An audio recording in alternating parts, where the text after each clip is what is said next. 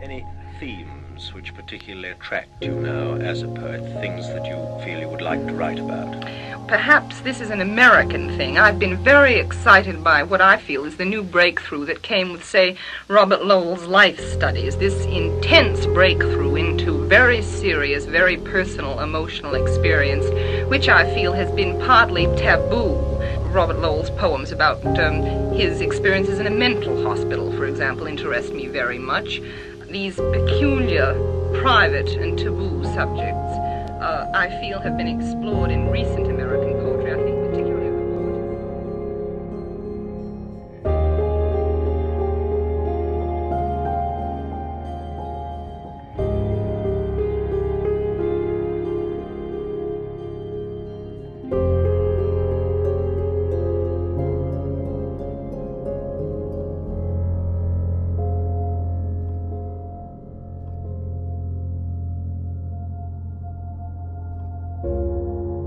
Daddy.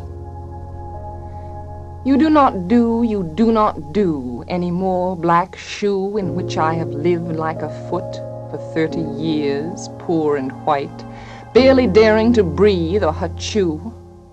Daddy, I have had to kill you.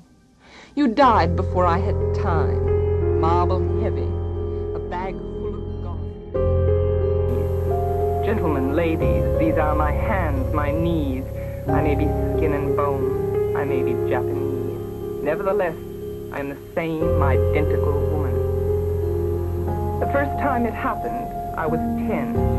It was an accident. The second time I meant to last it out and not come back at all. I rocked shut as a seashell. They had to call and pick the worms off me like sticky pearls. Dying is an art, like everything else.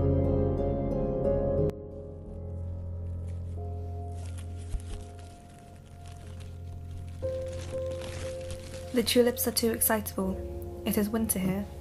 Look how white everything is, how quiet, how snowed in. I am learning peacefulness, lying by myself quietly, as the light lies on these white walls, this bed, these hands. I am nobody.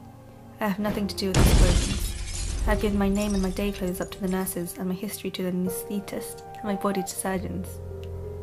They have propped my head between the pillow and the sheet cuff, like an eye between two white lids that will not shut. Stupid people, it has to take everything in.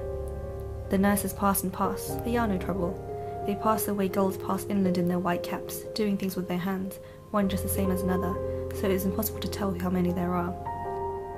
I have let things slip, a 30-year-old cargo boat stubbornly hanging onto my name and address. They have swabbed me clear of my loving associations. Scared and bare on the green plastic pillow trolley, I watch my tea set, my bureau of linen, my books and couch sight, and the watermill over my head. I am a nun now. I have never been so pure. I didn't want any flowers. I only wanted to lie with my hands turned up and be utterly empty. How free it is? You have no idea how free.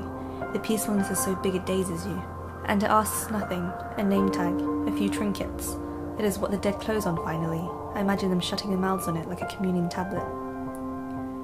The tulips are too red in the first place. They hurt me. Even through the gift paper I could hear them breathe, lightly through their white swaddlings like an awful baby. Their redness talks to my wound, it corresponds. They are subtle, they seem to float, they weigh me down, upsetting me with their sudden tongues and the colour, a dozen red lead sinkers round my neck. The walls also seem to be warming themselves. The tulips should be behind bars like dangerous animals. They are open like the mouth of some great African cat, and I am aware of my heart. It opens and closes. Its bowl of red blooms our sheer love of me. The water I taste is warm and salt like the sea, and it comes from a country far away as health.